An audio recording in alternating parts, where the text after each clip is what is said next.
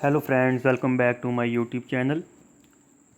I hope that you are in a good health and good spirit. Today in this video I am gonna show you that how to save your video from TikTok to gallery. So firstly, before starting the video, I am telling you something that please subscribe my channel and also like the video. So let's start the video. First you have to go to the Play Store and make sure that your TikTok application is updated.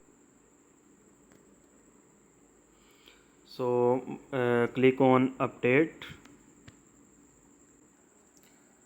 and after updating you have to go your TikTok, and you can see that this is my TikTok account. And if you want to save your video, you have to click on this arrow option. Just click on it and find that where is save video option. So you can see that this is the save video option.